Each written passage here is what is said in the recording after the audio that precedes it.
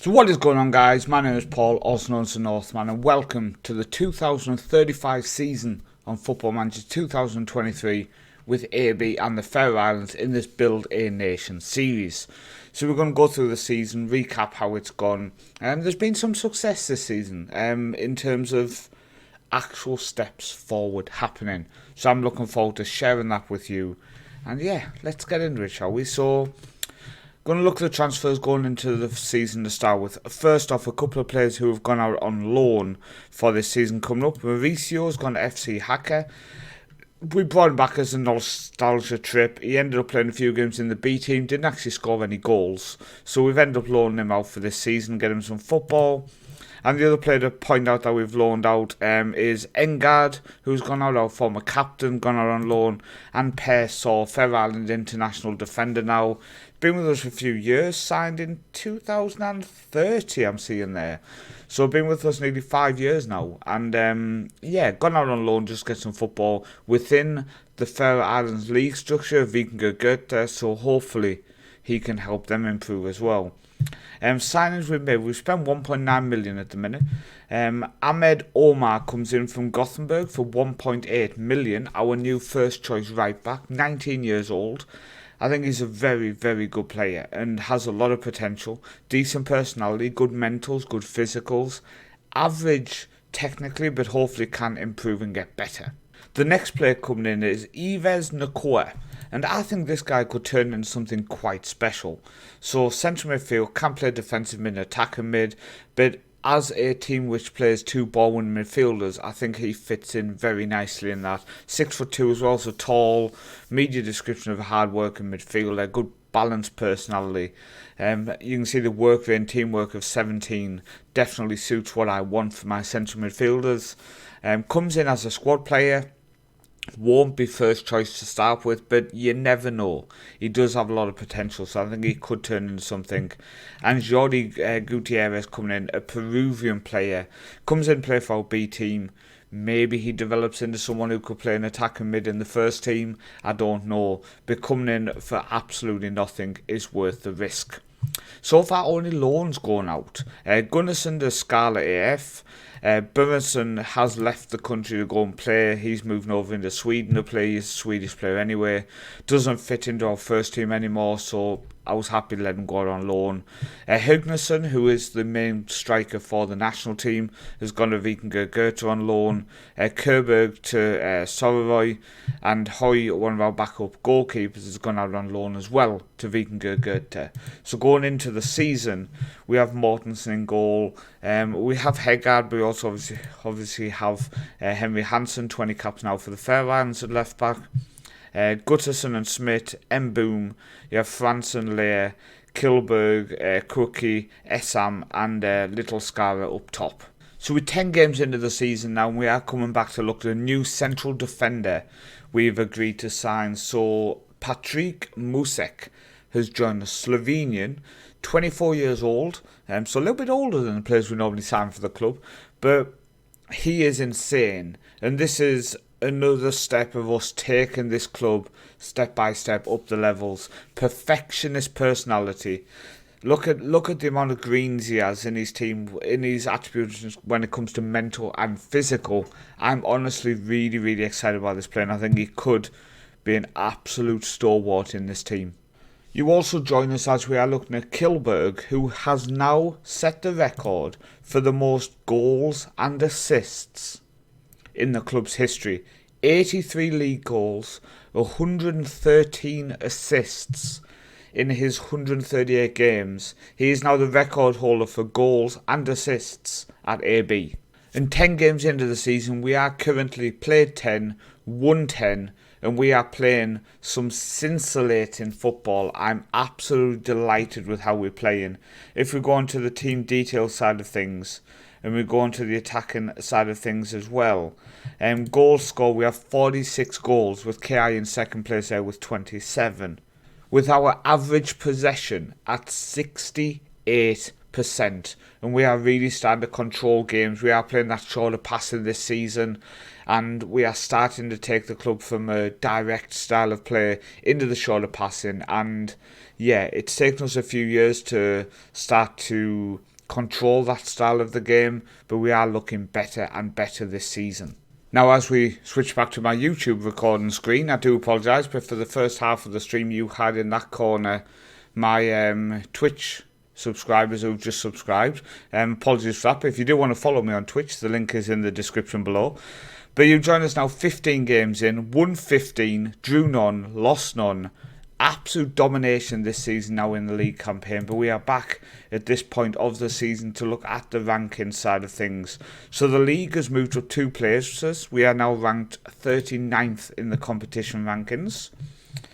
We are here, so we are just behind the second tier of Spain, and we are behind the top tier of Slovenia, the top tier of Serbia, and the top tier of Republic of Ireland. So we are now starting to push forward, and we're quite close to getting to that 3-star reputation, and that's when we really can start creeping up towards that top 25, top 20. But we are making progression step by step.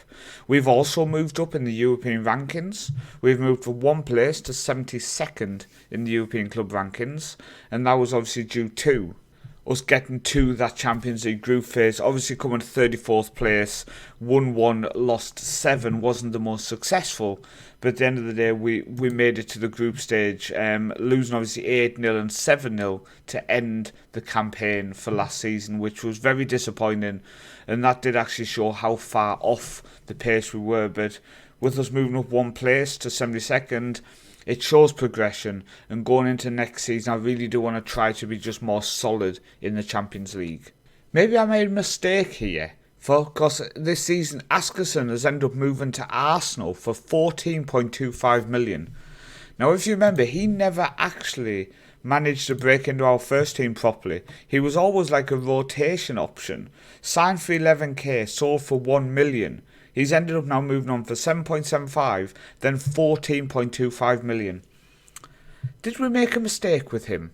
Transfer-wise, we have been quite busy, so let's work our way through the outs first. Boom, who very disappointed that he's left us, ended up going off to Troyes in France. He just came and started complaining, said he wanted to go.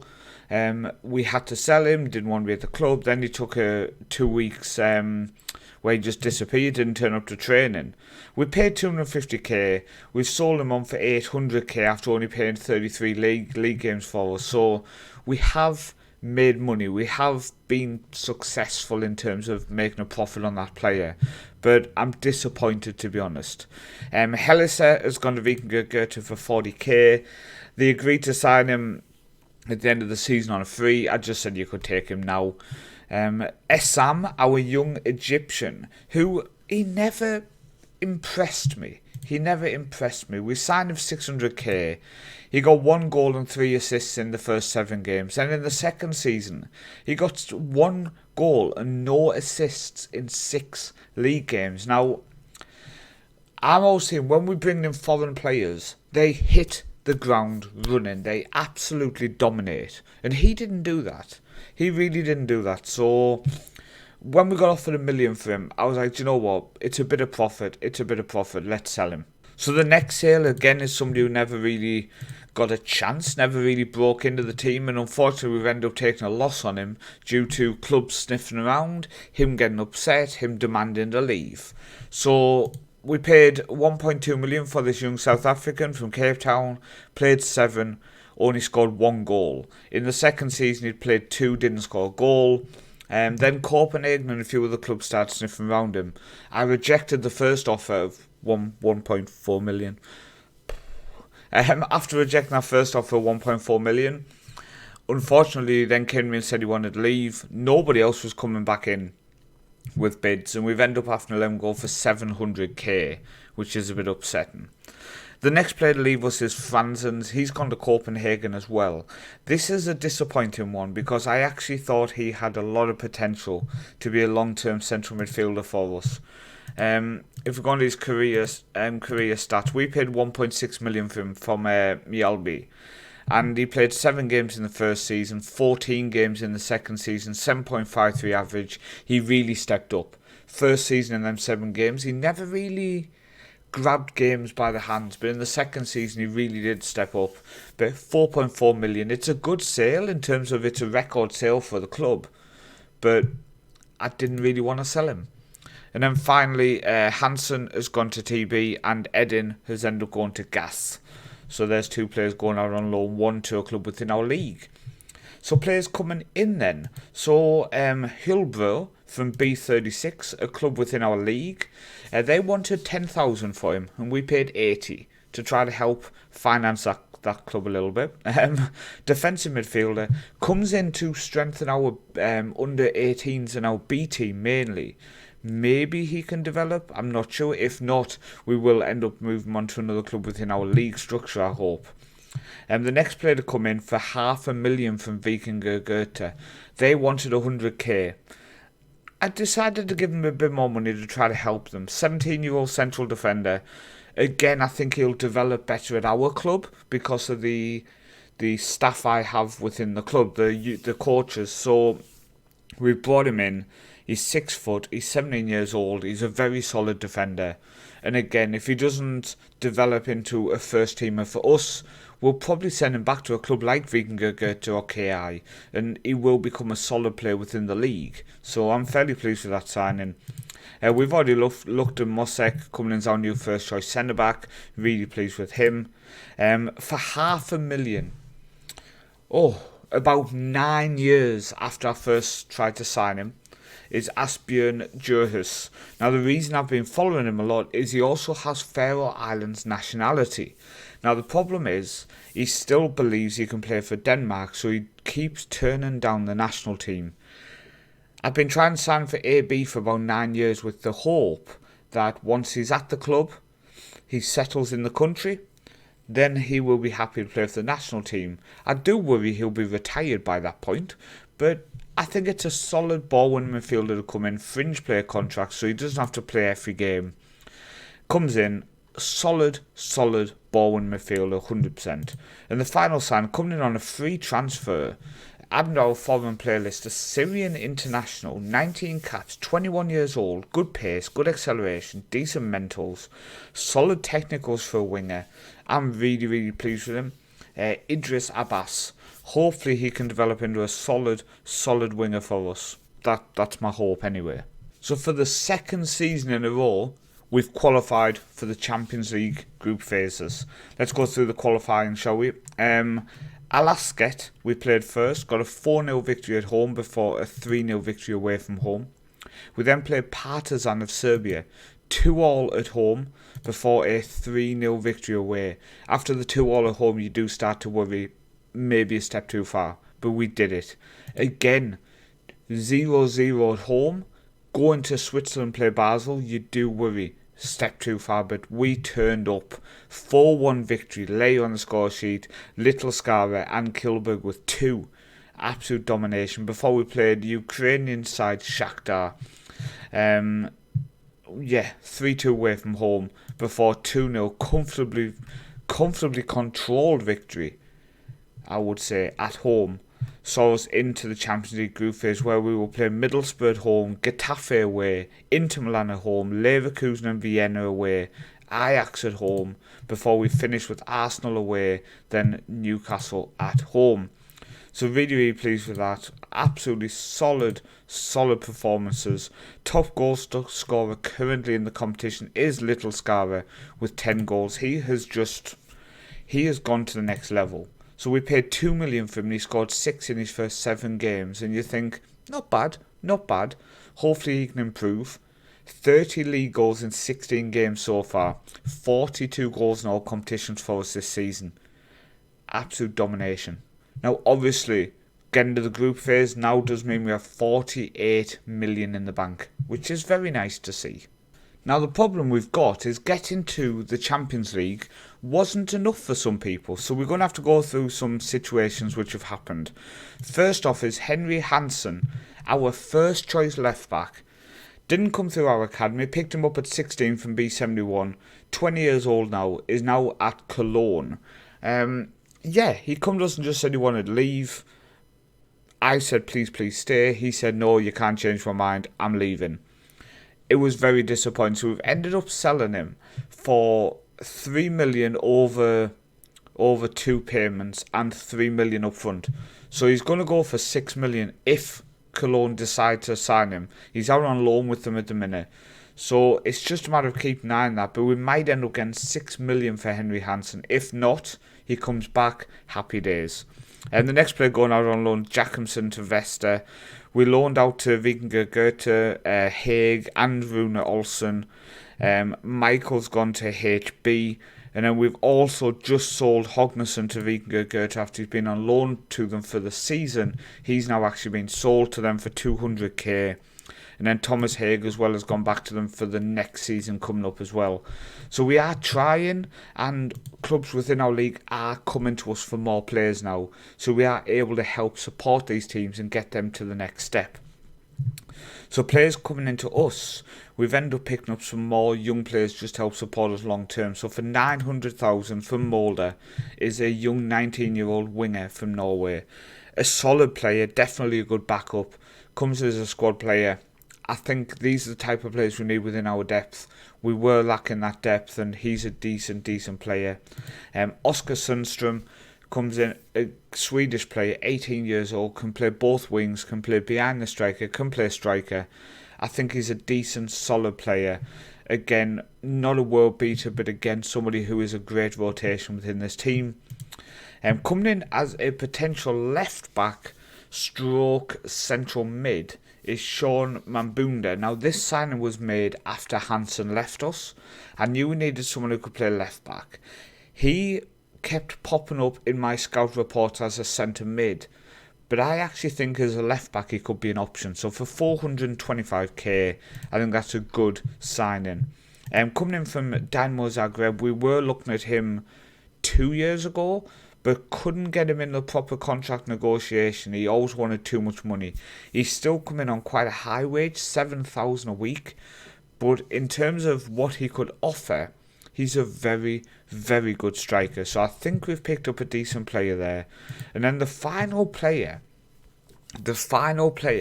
joining us from Vikingur Goethe is our former central midfielder, Ronny Ebsen. Well, we signed him originally as a potential striker. We then looked at him as being a behind the striker player. But he is so talented he can play in centre mid as well. So if you go through, he was with us until here. So he was with the club from 2028 to 2031. Never really got a massive chance for the first team. I think, if we check, I don't think he played a single game for the first team. He played 11 games for the first team. Then he ended up playing, 28 plus 20, that's 48 games for the B team he ended up playing before he went to Vikingur Goethe for 170k. Has been a stalwart for them, but his contract was running out. They weren't giving him a new one. I see a player who could be a good central midfielder, so we've ended up bringing him back. 27 years old now. It's kind of nice to bring back a player who was with us before, just giving them a second chance at the club. But let's go through the competitions and let's recap how this season has gone. So, first off, the league. The league sees us crowned champions, an unbeaten season, won 25, drew 2, lost 0, with a plus 99 goal difference, 77 points, with HB and NSI getting relegated, with, I think it's B71 went up through the playoffs and TB coming up. Obviously, our team, again, won the second tier, losing 2 games though, but I have been sending a lot of players out on loan this season to other clubs within the league, so I kind of understand how our B team wasn't as strong maybe as they have been in the past. Just quickly as we look at the league tables, our under 18s did win the league as well, so a treble. The first team, the B team and the under 18s, all league champions. The Super Cup this year, we actually lost it to KI, a 3-2 defeat, and we actually played quite well. We just didn't do it. We just didn't do it. We did bounce back though after not winning the cup last season with KI winning it. We actually won the cup again, so we did win the double, the league and the cup. It's been an interesting few years. You can see in 2030 we won it. Then our B team won it. Then KI, then us, then KI, then us. So if that's how it's going, we congratulate KI on winning the cup next season. So now we look at the Champions League. We've played 6 games at the minute. You can't... Let me move myself along. There we go. I've moved myself along. We've played 6 games at the minute. We've won none. We've drew 3. That's 4, Paul. We've drew 3 and we've lost 3. So... not the worst, to be honest with you, considering after how we went last season with losing games dramatically. So if we look at how the Champions League has gone, we actually gave up a 2-0 lead against Middlesbrough in the opening game, and them scoring in the 96th minute to get the equaliser. Bit disappointing, but a draw on the opening day. We then went to Getafe and lost 3-1. We just weren't good, to be honest. We just weren't good. Before drawing 1-1 against Inter. Now, it was actually 1-1 before they got a red card. We also got a red card, but yeah, disappointing. Click on Leverkusen now. We then lost to Leverkusen 4-1 in Germany. Again, we just didn't turn up. We just weren't good enough. A 2-2 away from home to Rapid Wien saw us get our 3rd draw of the campaign before we've just lost 4-2 to Ajax. We were shocking. Ajax absolutely dominated. They were 4-0 up. We did come back by scoring 2, but by that point the game's over. But we're looking fairly solid in Europe, and discussing things about Europe, we are actually going to look at KI, because KI have actually had a successful season. So if we remove competitions and go to Europa League, which they went out in I think it was the second qualifying phase. Yeah, second qualifying phase, they went out to Swedish side Eskilstuna before they went into the Conference League. And not only have they qualified for the group phase, which was by knocking out Rosenborg in the final qualifying, 2-1 on aggregate, they've now played 4 games so far in the group stage, winning 3 and drawing 1, which sees them currently in 4th place. Now that is big, because if we go to the coefficients rankings, we are currently 29th, okay? And if we work our way along, we have 7.375 points this season due to us and KI actually being successful in Europe, which will see us move up onto 23.625 points next season, which is above 2 teams just above us, and we are chasing down the likes of Switzerland and Bulgaria, and I would say we also chase down the Faroe Islands is us. So we're chasing down 2 more teams, so we could potentially we could move up 4 places if we do something. If KI win a few more games, which is possible, Conference League is the weaker European teams, we're going to move up at least 2 places. So we are going to move up to at least 27th. We could move up 4 places to 25th. Now remember, 25th gives you an extra spot in the Champions League and also starts off 2 teams in the Europa qualifying round, second round. So we're still in and around. We're still in and around this group here. But I think we're probably going to move up to 27th. I think we're going to move up to 27th. But no, it's 26th, which puts 1 team in the second qualifying round. And 25th puts 2 in. Okay. But we're so close. And if KI can continue to be successful and continue to do better in Europe for the next couple of seasons, if we can be getting 7-8 points every season, unbelievable. So my hope now is that other teams within our league are now in 2035 starting to be more successful. If we looked at our squad then to end the season, we've got Mortensen in goal, Omar Smith, Mosek, Hegdagard, who is our backup left back, who's been our first choice left back after Hansen left, but we'll see what happens long term. Leia Nakoa, Kilberg, Samuelson, Cookie, and Little Skara, and that's mainly due to quite a lot of players who have been unregistered for the Champions League because they joined us after Champions League qualifying started. Gutterson has been obviously suspended after picking up the red card against Inter Milan, so he will actually come back in instead of Schmidt. In terms of players who want to leave, unfortunately, Mortensen wants to leave because some clubs were sniffing around him. He's been with us now since 2027, after picking up from Vester. 25 years old now, 50 caps for the Faroe Islands national team, developing more and more as a goalkeeper. I have said to him, I will sell you if somebody comes in with a £2.7 million offer. Nobody's close to that. People are offering about 1.3 million, so I hope when he sees people don't put in the offer, he'll agree just to stay. Other people want to leave. Schmidt has said he wants to leave due to some clubs being interested. I am retraining him as a ball-winning midfielder as well, because I'm short of midfielders and I've got quite a lot of central defenders. So we are retraining him because he's a solid defender. But I want my academy player in the back line. Maybe it's selfish and maybe he's just a little bit worse than Schmidt. But having an academy player in central defence is just a nice thing to see. So I'm sticking to my guns on that one. And we do have some academy players who are going to come through for next season.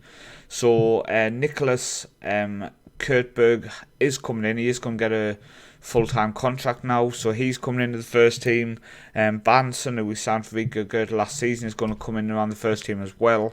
So there's a couple of youngsters who are going to start getting a chance going into the next season. Just quickly then, our top goal scorer for this season with 57 goals in all competitions was Little Skara. Kilberg managed to get over 20 goals and 20 assists, 23 goals, 20 assists. And Samuelson, even though he's been so in the background for most of the season, he's still got 10 goals and 10 assists. So top assist person as well was Kilberg with 20. And then Kuki, who has picked up a few injuries this season, ended with 18. Midskugel managed to get 12 as well. He is actually touted as a 2 million sale to Millwall. But to be honest with you, I kind of want to hold on to him because attribute-wise he isn't the best, but he's actually performing really well. But our team's getting depth. Going in next season when a lot of these players are actually registered for European competition, we've got a lot more players to use, a lot more players to choose from, and our squad is looking very nice. So moving on to the national team, we are ending the season ranked 139th. So I'm really pleased that we actually making our way up. You can see here we have started to rise again, so it's very pleasing to see that situation happening. The reason that's happening is if we're going to the schedule, we've had a fairly decent 2035. If I go back, it should, there you go. I don't like when it's all boxed together. So we started against Hungary, a 2-2 draw at home, with Johansson and Jonsson getting on the score sheet. We then lost 3-0 to Croatia away, before beating Northern Ireland at home, with Hugnesson on the score sheet there. Losing to Belarus in the next game was a bit upsetting. That's the type of games we need to be winning going forward. We lost to Romania 2-1 away, before a 1-1 away to Hungary, with our youngster Arge getting on the score sheet due to some injuries in the national team. We lost at home to Croatia, but Croatia are a step above us, so we can accept that. Before getting a 3-1 victory with the Johansson hat-trick away from home to Northern Ireland. Now, Johansson, obviously in our squad, 21 years old now. I think he's such a solid player. 27 appearances, 7 goals for the national team. And then we've just lost away from home on a neutral venue. It was actually played in Norway. We lost to Belarus 2-0 before we just ended the campaign with a 2-1 victory over Romania, with Kalberg getting his first goal for the national team. And Hognesson with his 19th goal is the leading scorer. Obviously just been sold to Vikingur Goethe from us. But I'm actually pleased with that because it means he's going to get regular first-team football in the top flight, and I think he can be a decent player. So we ended the year, played 10, won 3, drew 2, lost 5, -4 goal difference, but so much better than we've had in previous years, and we didn't finish bottom. We finished 5 points from qualifying. We will finish 3 points clear of Northern Ireland. We've got to take the positives from this. In terms of the squad, if I go on to the age side of things, we've got a few youngsters coming through. Nolser is a young winger from Nordsjælland in Denmark. Very good winger. Really think he could do something. Samuelson is at Crawley Town, but we've actually agreed to sign him. So he is going to come to the Faroe Islands to play. 17 years old. He's coming to play for under 18s. He's not going to be a first team player. If you look at him and think he's a first team player, he's not. But he's not playing for Crawley Town. And he's a Faroe Islands player, so he might as well come to us. Johansson, who came through the Victoria Pilsen Academy, I think. Well, no, yeah, it was the Victoria Pilsen Academy. He did actually go on loan to B36, so, which is cool. But no, he's came through their academy. Decent centre mid, but this is the issue we've got is we have good defenders, we have good wingers, we have decent strikers. We're weak in central midfield because this is the best quality we've got coming through. But we will just keep pushing on. At the minute, Eggard, who obviously is now back at our club but does want to leave, is one of the main centre mids for the national team alongside Anderson, who still is probably a better central defender, no question about it. But we're so short of people in central midfield that he plays one of the central midfielder roles. And we are playing Henry Nielsen Lostein, who came through the Liverpool Academy, if you remember, a few years ago. He broke in so quickly to the national team when he was at Liverpool. He went off to Stockport and just didn't really get back into our squad. But now he's in Nordsjælland and actually doing well. He is back in the national team again. And he's obviously alongside our player Gutterson, who, I mean, he's just an absolute gem. The upsetting thing is his personality's gone back to unambitious, but can't win everything, can we? We can't win everything. So I do hope going forward now our national team is just starting to impress to the point where we actually can consider doing a bit more in-depth talk about them when they actually start doing something. So I'm really pleased with that. Really pleased that our national team has won some games this season. Really pleased we didn't just finish bottom of the group and look shocking. So let's take the positives. But that's it for the 2035 season. Hopefully you did enjoy this recap. Thank you for watching. Make sure you do drop a like on the video. Subscribe if you haven't already. And I will see you next time for the 2036 season in this Builder Nation with AB and the Faroe Islands.